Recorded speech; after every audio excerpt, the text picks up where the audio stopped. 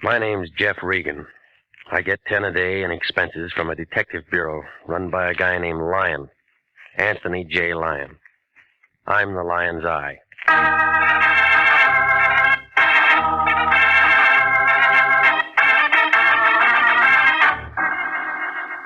With Jack Webb as Jeff Regan, investigator, stand by for hard-boiled action and mystery and thrilling adventure in tonight's story of The Diamond Quartet.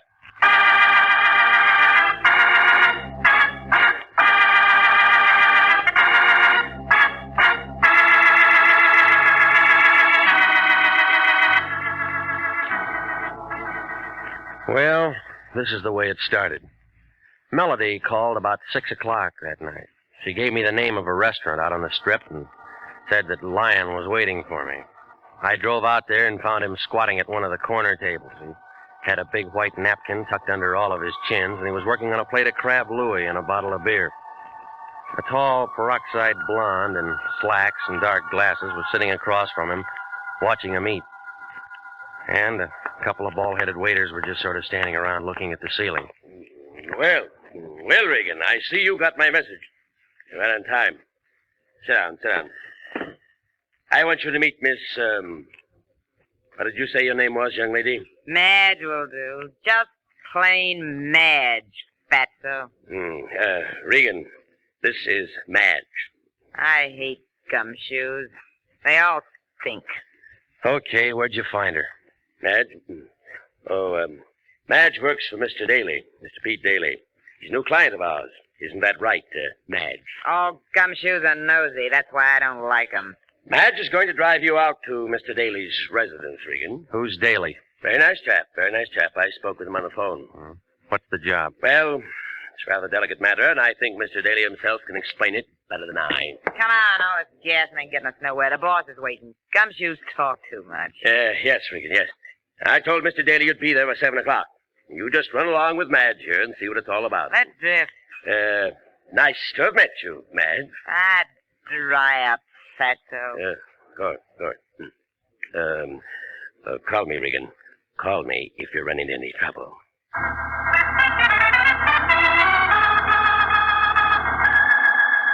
Just plain Madge, who was carrying a .25 automatic in her purse. When we got into a Cadillac, we went out the pass, turned off a hill in back of Burbank. Daly's residence was at the end of a private road, a nice old Southern-style place with 2 or 3 private patrolmen guarding the entrance. They all needed shave. They kind of nodded when we got out of the car and went up to the front door. Naturally, there was a peep shutter there. It was real Southern. Yeah? Me, Felix. This is the private peeper the boss wants to see. Okay, mate. Come on this way. Who is it? Madge, I got your peeper. Inside. Here he is, Pete. Flat feet and all. His name's Regan. Okay, Madge, that's all. Beat it. Sit down, Regan, sit down. Don't mind Madge. She's kind of antisocial. Nice place you got. How's the gross? Yeah, I do all right. 2 crap tables, 2 faro games, a little roulette in the living room, but I have to be careful. I noticed that driving up. There's lots of money thrown around here every night. Somebody might get some ideas. You know how it is. What about the law? Law? No trouble with them. I just don't let them know I'm in operation. Mm-hmm. In my business, I haven't much use for private detectives. I don't generally like them. Neither does Madge. But I happen to need one right now. I want you to do a little job for me. You seem to have plenty of help around here. Wasn't that Felix Frazier at the door there? Last time I saw him, he was shadowing a banker up in Sacramento. Yes, that was Felix, all right, but it's a little different. Ever see this before? No? Well, it's a little bit of necklace called the Diamond Quartet. It's worth quite a chunk of cash. These 4 diamonds are good stuff. So? Dame named Annabella Callender left it here a week ago. She was in kind of deep at the roulette table and was wearing this. She left it for security. How much did she lose? About 5 G's, I guess. Kind of screwy little dame. She's a widow with a lot of money and a boyfriend named Teddy Silco. He paints or something. They come here. And she loses steady. Every time. Well, she sent me a check today for the full amount of what she lost. Yeah? And I want you to take this thing back to her tonight. That it? That's it. I got my dough. She gets her little diamond necklace back. Just business. Well, it sounds simple. It's simple. You're a licensed investigator, bonded, insured. Don't want any fuss about this. You just take it back. Very simple. Okay. Now, you told me how simple it all is. Suppose you give me the hook. Did her check bounce?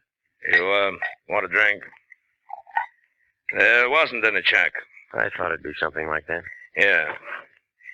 She called me a couple hours ago, said if I didn't have this thing back by tonight, she'd call a load of cops and come out and get it. Not such a dumb dame at that. As you're telling me. If she comes here with cops, I'm closed for the season, and this dump cost me a pile of dough. Felix was running the roulette table that night. I didn't know he'd taken this as security until we counted up. I should have pushed his mush in or something. Letting a dame like that make a setup. Maybe you'll do better next time. Ain't gonna be no next time, Regan. Here's her address. Here's the ice. Just take it to her, and I'll chalk it up to experience. You better get yourself a new boy at that table. Yes, you're telling me. You're telling me. Well, I took a taxi over to the restaurant in Hollywood, picked up my Buick, and drove to an apartment house near Pico and Beverly Drive. A couple of men in a little gray coupe were sitting in front of the building smoking cigarettes and pulling on their hat brims. I figured Daly was making sure I got the right address. Upstairs on the 5th floor, I leaned into the buzzer and waited to see what Mrs. Annabella Callender looked like. Oh, Teddy, I thought you'd never get here. The performance begins at 8:15, and you know the traffic. Oh, you aren't Ted.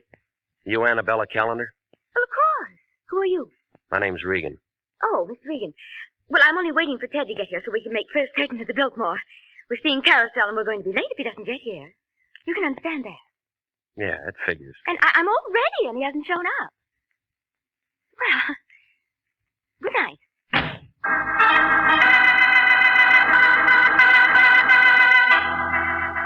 Yeah. Her white ermine cape and the black strapless thing needed a touch. But she had it. That necklace I had in my pocket, or a very good copy, was hanging around her neck, and it looked like 4 Klieg lights at a Hollywood premiere. Come on. Lay off, you busted door, lay off. What's the idea? You want to bust down the door? You drunk or something? I've been pounding on this door for 5 minutes. Well, that's too bad. Can't you read the signs? This building's closed for scram drift. Push off floor. You got a jeweler in this building named Tartaglia? Yeah, we got a jeweler named Tartaglia. Only don't want to see nobody because it's 9 o'clock at night. The joint's closed and he ain't here. All right, slow down. He lives someplace, don't he? Sure. There's a lot of houses that way. Why don't you try knocking on doors? There wasn't any residence listed in the phone book. I thought maybe if I came down here to his office, you could tell me where I might see him. I ain't going to tell you nothing. Look, I'm a private investigator. I gotta see him tonight. Oh, how's little old expense account, Pilgrim? It'll do. Let me see, pal. The name's Freddie Leach. Your boy's a fat old pile of blubber with a lot of talk in this note. White Hotel, 208, 3 blocks straight ahead. Thanks, Freddie. Anytime, pal. Brother Sawbuck, I'll tell you where his girlfriend lives.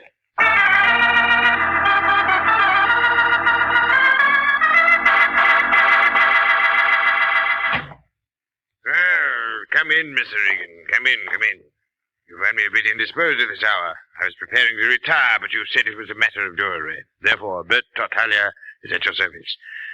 Now then, sir, what is so urgent? I came to see you about a diamond necklace. I found your name stamped on the inside. House of Tartaglia, most respected name in diamonds as in all the lapidary arts. Most respected. I'm the last of 4 sons. All of... Continue, Mr. Regan. Take a look at this. And how do you come into possession of the diamond quartet, sir? A man named Daly, who runs a gambling club, hired me to take it back to a lady named Callender. Gambling house? And how did Mr. Daly acquire it? She lost it at the roulette table. She left it so she could raise the cash. Deplorable conduct on her part. Annabella Callender, a very indiscreet young lady, to be sure. Lovely body, propelled by a ridiculous mind. I tried to take it back to her tonight. Beautiful. Isn't it, Mr. Regan? Beautiful. I want to know if it's real or not. Real. Of course it's real. You sure? Mr. Regan, do you doubt my ability as a gemologist? Once in a lifetime, sir. Only once in a lifetime does an artisan have the opportunity to create the perfect necklace. How much will it pull? Priceless in the amount of work. Roughly $65,000. See, here, under the light. See how carefully each stone is mounted. Without reservation, I pronounce the Diamond Quartet an incomparable masterpiece. Well, I saw one just like it tonight. Huh? I don't quite follow you, sir. No one could create another Diamond Quartet except Bert Tartaglia. Well, and somebody made up a pretty good imitation. The finest workman at best would create only a crude resemblance. This kind of work demands an artist, Mr. Regan, an artist. But it could get by. Oh, to the unpracticed eye, yes. To the layman, perhaps, yes. Mm-hmm. That's all I wanted to know. Lated in anguis herba, eh? What was that? Latin. A snake in the grass, eh? Maybe. Your expression tells me you are concerned for the safety of this piece. I have a safe here in my room if you care. No, it'll be all right. Well, then, you leave satisfied, I trust. Yeah, thanks. Think nothing of it, Mr. Regan. Think nothing of it. Just remember the house of Tartaglia when you want fine jewels. Good evening, sir.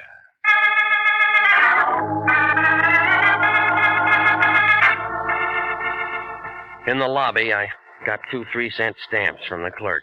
He watched me put the Diamond Quartet in an envelope, address it to myself, and mail it right there. He blinked a couple of times, but I didn't tell him about my 2 pals parked across the street in the little gray coupe. Well, they were sitting there, still sucking on cigarettes and pulling on their hat brims. When I walked outside, they got out of the coupe, came over to where I was lighting a cigarette. The tall one tapped me on the shoulder. Here's the paper, Georgie. Want to ask him for a match? Georgie's nearsighted. That's too bad. That's him, Danny. Got a match, Peeper? Georgie asks if you got a match, Peeper. He's a dummy, Georgie. Don't talk. Got a match, Peeper? But I tell you, he's a dummy. He don't look like no dummy. Oh, he's a dummy, all right, ain't you, Peeper? See, he's a dummy, Georgie. I told him about you being nearsighted, and he said it was too bad. Didn't you, Peeper? He still don't talk. Go on, Peeper. Tell Georgie how sorry you are about him being nearsighted. I told you he was a dummy, Georgie. All private eyes like you. Georgie asked you a question. He wants to know if all private eyes is like you. Danny boy says you're a dummy. You a dummy? Georgie asked you another question. He wants to know if you're a dummy. See, no answer. I don't like dummies. We asked 3 questions already, and he ain't said nothing. That makes him a dummy. Maybe we'd find something if we went through the dummy's pockets. Yeah, even a dummy's got pockets. Ain't that right, dummy? Hold him, Georgie. Hey, move just like a dummy. What do you want? Hey, talk. Yeah. Make him talk again, Georgie. Oh. Make him talk bigger, Georgie. Talks real nice, but he don't say much. Maybe he's tough, Georgie. He might think he's tough. But then again... You see? He ain't so tough. Now it's my turn.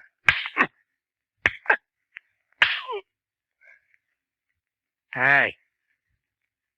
You don't talk no more, Danny.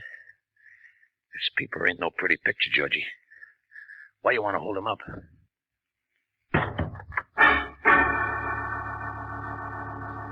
You are listening to the story of the Diamond Quartet, tonight's adventure with Jeff Regan, Investigator.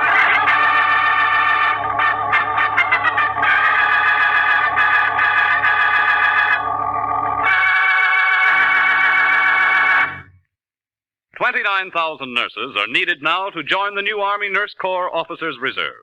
For the first time in history, qualified nurses are given the opportunity of receiving a commission in the regular Army Reserve. These nurses will remain on inactive status, ready to serve their country in the event of an emergency. 4,000 of them, if they wish, may choose active duty.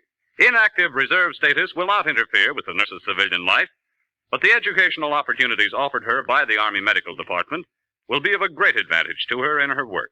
So don't wait. If you're a registered graduate nurse between the ages of 21 and 45, drop a card now for complete information to the Adjutant General, Washington, D.C. And now, back to the story of the Diamond Quartet and Jeff Regan, Investigator.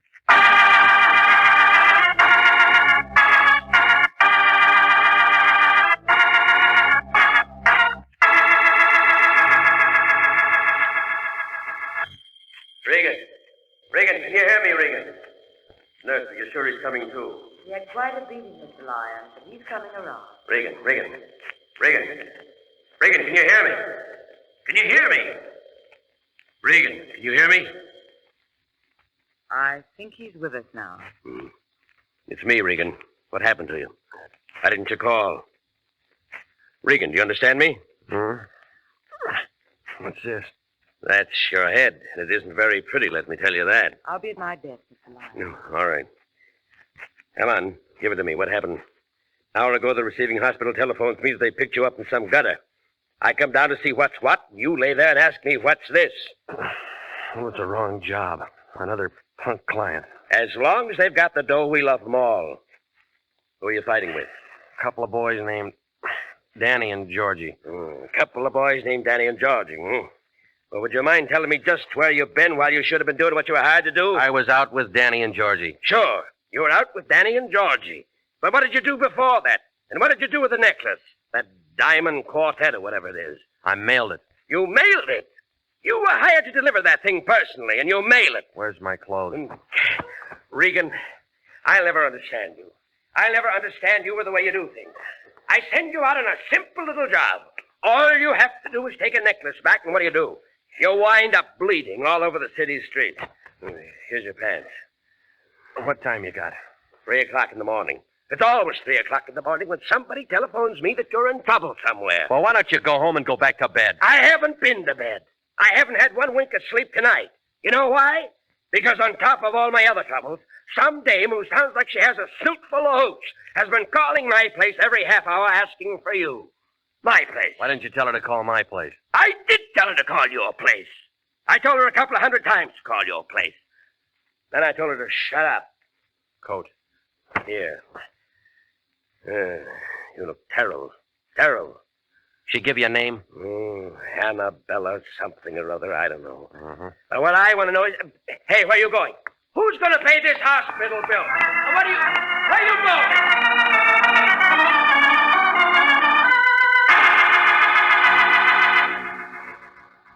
Well, the cab driver circled twice before he picked me up, but he got me out to her place in 20 minutes. When I got upstairs, her door was halfway open, and the light from the hallway kind of seeped in.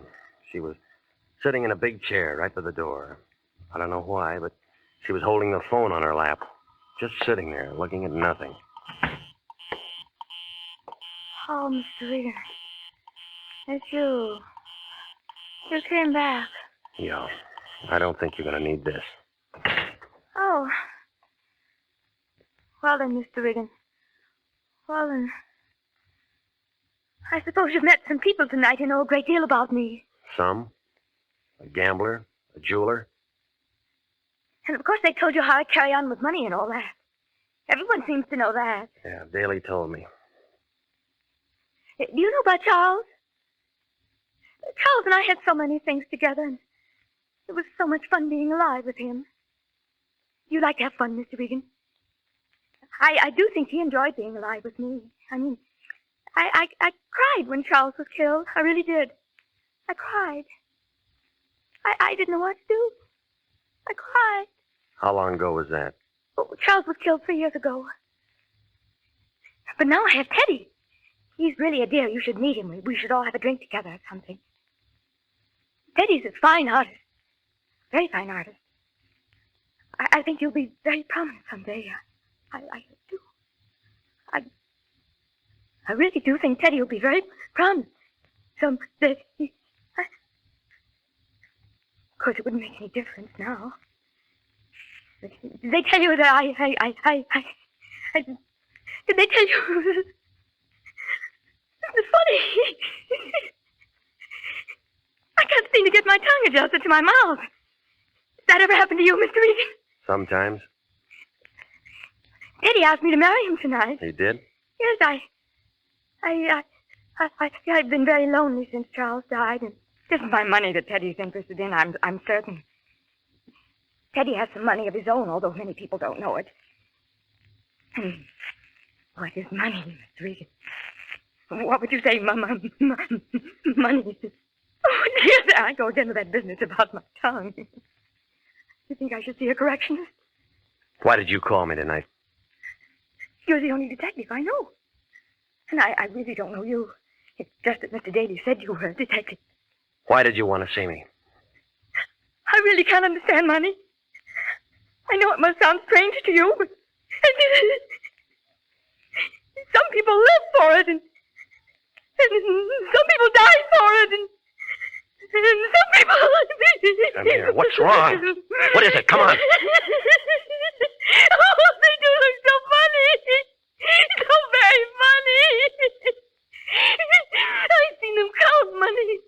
Oh, so much money, and I really believe that's all they live for. They handle it and caress it now.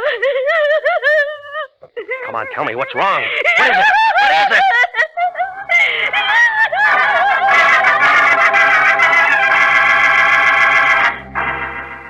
She was pointing to a black spot across the room. I found the light switch and turned it on.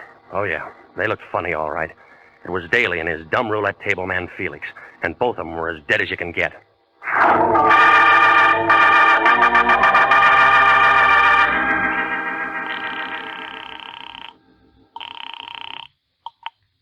Oh, darling.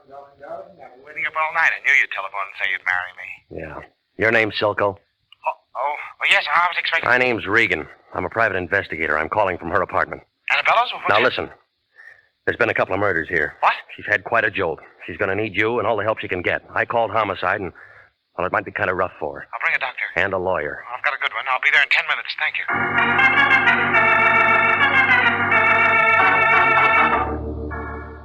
Well, he showed up about the same time Wendetti and the homicide boys got there. By that time, she couldn't even talk, and they had to put her to sleep. I told Wendetti what I knew about it, and he said we'd get it straightened around as soon as she had something to say. It was about 8 o'clock in the morning when I got home. I didn't expect my boy to show up so soon. He was already there. Regan. I've been expecting you. Come in, sir. Come in. I've been amusing myself with your chessboard. So we meet again. Sit down. You've had rather a hectic night, I'll wager. Your boys were pretty rough. Georgie and Danny. Two men of another world, Regan. Not our world. Allow me to apologize for their actions. And so unnecessary, too. I underestimated you, Regan. Such an ingenious method of protecting the Diamond Quartet. Why, sir, by the simple expedient of placing a 3-cent stamp on an envelope and mailing it to you yourself, you were hired as guardians the entire United States Postal Service, not to mention the Army, Navy, and Marine Corps. You want one of these? No, thank you, Regan. Much too early in the day. But go ahead.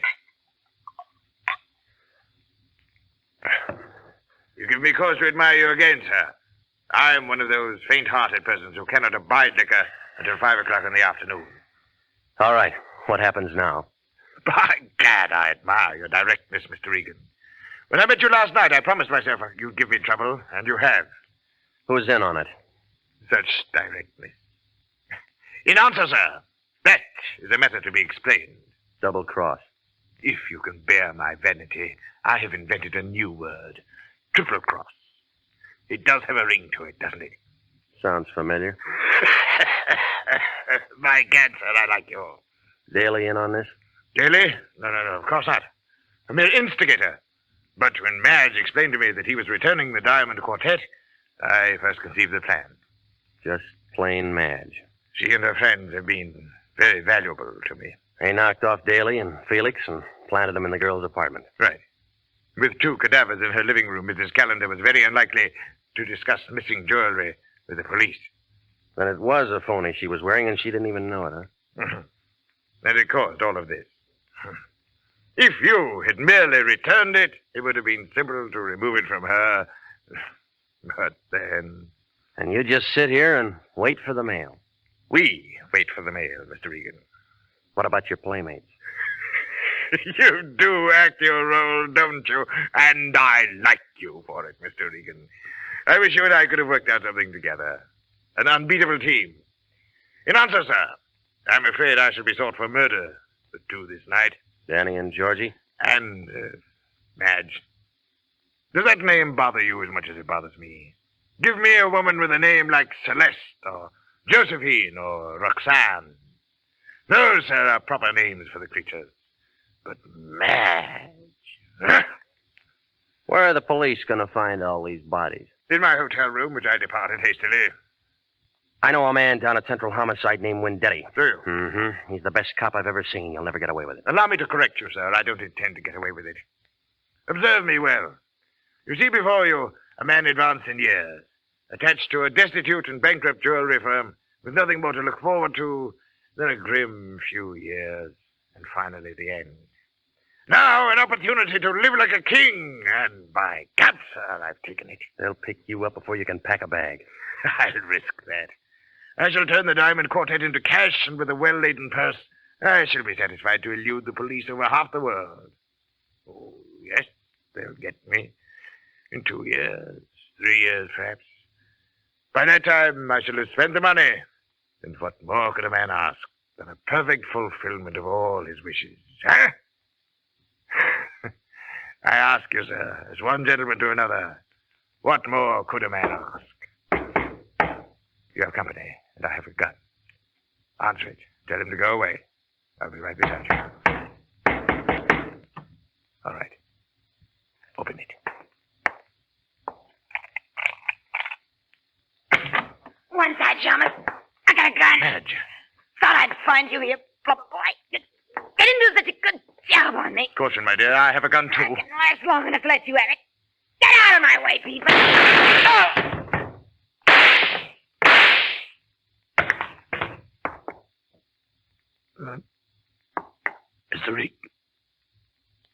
Mr. Regan, sir.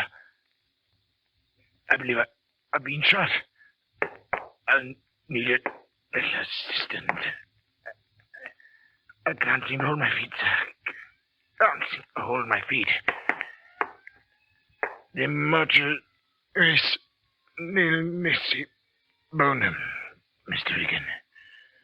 Or, if your second year Latin escapes you, speak well of the dead. It was an awkward plan at best, wasn't it? It was a lousy idea.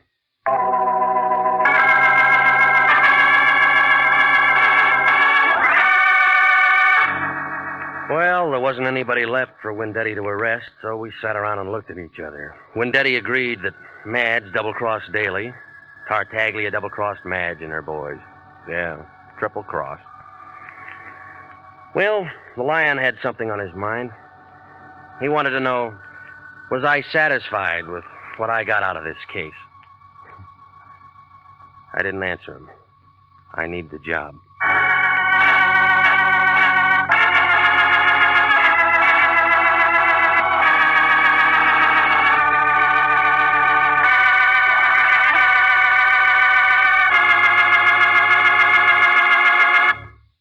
The Army Nurse Corps Reserve still has commissions available. If you are a graduate registered nurse between the ages of 21 and 45, you may be eligible for a commission in the Army Nurse Corps section of the Regular Officers Reserve. Graduate work is provided at the Army's most modern teaching centers, and the nurses obtain educational experiences that benefit them in both civilian and military nursing.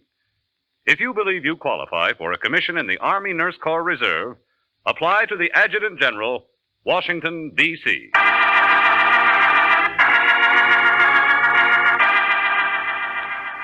Jack Webb is featured as Jeff Regan, with Wilms Herbert as Anthony J. Lyon.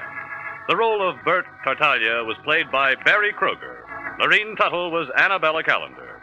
It's CBS same time next week for trouble, suspense, and thrilling adventure with Jeff Regan, Investigator. Written by E. Jack Newman, produced by Gordon T. Hughes, directed tonight by Cliff Howell. This is CBS, the Columbia Broadcasting System.